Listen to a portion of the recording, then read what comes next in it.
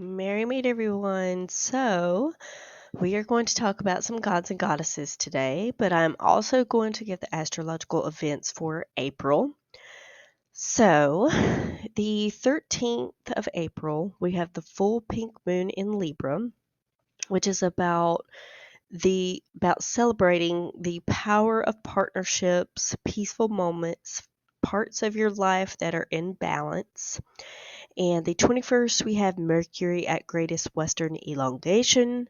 The 22nd and 23rd, we have Lyrid's meteor shower. The 27th, we have the new supermoon in Taurus. This is about defining your values, set up routines, and simplifying complexities and getting out in nature. So it seems like April's going to be pretty chill, thank goodness. So now we will move on to the rune of the month of April. So Manaz is the rune of the month. So this is about man, family, friendship, charitable deeds, the greater good, the self transcendence, and communion. So this is the rune of the month of April. So write that down if you need to. And now we will move on to the gods and goddess information. So I'm going to go ahead and set this up. That way you can see as I move along. Oops. Okay. Sorry, I was trying to get it straight, but it seemed like I kept messing it up. Okay. So this is Gjallarbru. Hopefully I'm pronouncing that right. Again, you can correct me if you so choose to. Okay, Gjallarbru is often referred as the resounding bridge or howling bridge. Gjallarbru serves as the pathway that connects the realm of the living, Midgard, with the realm of the dead, Helheim. It spans the Jol River, hopefully I'm saying that right, that symbolizes the boundary between life and death. This is more than just a bridge. It is the path to guide souls to their final resting place. The bridge serves as a reminder that life and death are interconnected and that all souls must cross this threshold. It highlights the role of guardianship, morality, and judgment in determining one's fate in the afterlife. Mulgar, hopefully I said that right, is a giantess. No, excuse me, Mogadr. There we go. A giantess is the bridge's guardian, where her watchful gaze discerns the souls of the worthy from the unworthy, allowing only those with honorable deeds to pass into Helheim, while turning away those deemed unfit for the afterlife. The bridge is tied to Gjallahorn, the iconic instrument that Heimdall, is the guardian over. It is told that Heimdall will sound the horn to announce Ragnarok. This bridge is connected to the Aesir tribe, since it is located in the underworld. There is no rune association mentioned. Alright, next we have Thor. Alright, so Thor is the god of thunder, strength, protection, storms, and the weather. He is an Aesir god and is known for his short fuse or temperamental nature and as the giant slayer. He wears a belt of strength called Mangajardar. I think I just butchered that, but okay. That makes his power doubly, formidable. He also carried his hammer, Mjolnir, or lightning, everywhere with him. Excuse me, I did not write that down right. When he would throw it, it would return to him like a boomerang. There we go. Okay, got it out. One of his enemies is the enormous sea serpent who encircles Midgard. Jormungandr, I think.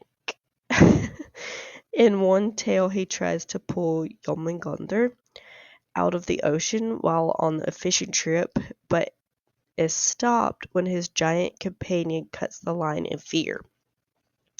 Thor and Jormungandr will face each other at Ragnarok, where they will put an end to each other. Interesting. He is also known for his role in the promotion of agriculture and fertility. One morning, Thor woke up to find Mjolnir missing, which was no small matter. Without it, Asgard would be left vulnerable to the attacks of the giants. He searched everywhere, but it was nowhere to be found. Freya had falcon feathers which could change one's shape into a falcon, which she lent to Thor and Loki. Loki did not need the feathers, so he shifted and flew to Jotunheim. He figured the giants had stolen the hammer. He shifted back into his god form and approached the chief of the giants, Thyme, or Noisy. Thyme admitted that he had taken it and that it was buried 8 miles below the ground, and he had no intention of returning it until Freya was to be his bride. The gods were furious, especially Freya, when Loki told them the news. While sitting in council, Heimdall suggested that Thor go disguised as Freya, win back his hammer, and take vengeance on the giants. At first, Thor protested, of course, because he thought it would be dishonorable and unmanly, as he didn't want to be mocked, but he eventually went along with the plan. Once Thor was dressed in his costume, a wedding dress, Loki offered to go with him as his maidservant. They got into Thor's chariot pulled by goats, making their way to Jotunheim. When they arrived, they were welcomed by Thyme, who boasted that the gods had at last brought him the prize he was due. At dinner, they found themselves in trouble because Thor alone ate an entire ox, 8 salmon, and all of the dainties that had been prepared for the women. He even drank many barrels of mead, which made Thyme suspicious. He said that he had never in his life seen a woman with such an appetite. That's when Loki chimed in with his trickster charm. He said, "The fair goddess has been so lovesick for you that she hasn't been able to eat for a week." Thyme accepted this answer and wanted to kiss his bride, so he pulled back the veil to see Thor's eyes glaring at him as if to burn holes right through him. Thyme exclaimed that he had never seen a maiden with such frightfully piercing eyes. Loki again assured him that while the maiden could not eat, she also couldn't sleep. So fierce was her longing for him. The ceremony soon followed, and as customary, Thyme called for the hammer to hollow their union. When Mjolnir was laid in Thor's lap, he grabbed its handle and slew first Thyme, then all of the guests. With that being said, Thor's rune is Thurisaz. Hopefully I said that right. This is one of my favorite stories of Thor, although there are many stories of Thor. I follow him pretty closely, and he's a really cool goddess to work with. Yes, he has a short fuse and is temperamental. And if you don't do what he says, he will let you know real quick, fast, and in a hurry that you fucked up. So, very good god to work with. Excuse me, I don't know why I was going to say goddess. But yeah, if you want to work with him, then you will definitely have a good partner by your side, so to speak. Okay, so the next god that we have is Alfrun. It is a name that combines Alf and Run, meaning elf and confidant. Alfrun, I think I'm saying that right, also means secret or wisdom. The Alfar are a group of spirits, people, or gods that are associated with the Aesir. Elves are believed to be beautiful, have strong magic, cause illness, and are associated with mounds, especially burial mounds. They are also associated with runes. Elves are connected to mystery and magic and have terrible tempers if offended. They are powerful beings who ought to be respected. If you don't, then you will live to regret it. Some say that they are the height of humans or just above, whereas some in modern times say that they are what is called the Fae or fairies, which are small in size, which is more of a Celtic belief. Snorri often writes about light, dark, and black elves if you are interested in reading more. That would be like the Prosade and things like that. There are many tales of the Alfrun, or elves that stand alongside the gods, heal others, and perform magic, who lives in the mountains and forests. They are not Aesir or Vanir, so therefore they do not have a rune association as well. Alright, so I'm going to take these down and pull out the last one. Alright, so this is Thjassi, also spelled Pjazy, Thjazzi, or Tjasse, but it is usually Thjassi. It's the most common that you will see. He is a Jotun, an enemy to the gods. He is father of Skadi and is known for being quick with the bow and for fishing. There are a few stories of him, and this one in particular tells us how he became an enemy of the gods. So Odin, Loki, and Honir were traveling through the mountains until they saw a herd of oxen. They decided to camp and cook one of the oxen, but no matter how much wood they used, the oxen wouldn't cook. They heard a voice above them, which was Thjassi, shapeshifted into an eagle. He told the gods that if they let him eat first, then he would help them cook it.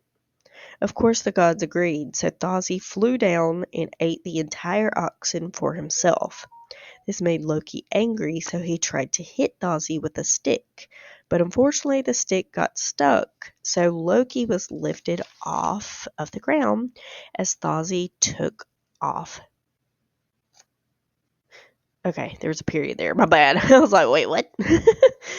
Thjassi revealed his identity and told Loki to lure Idun and her golden apples out of Asgard. These were the apples that gave the gods their youth, which Loki agreed to. Loki succeeded by telling Idun to come compare her golden apples with some apples he had found in the forest.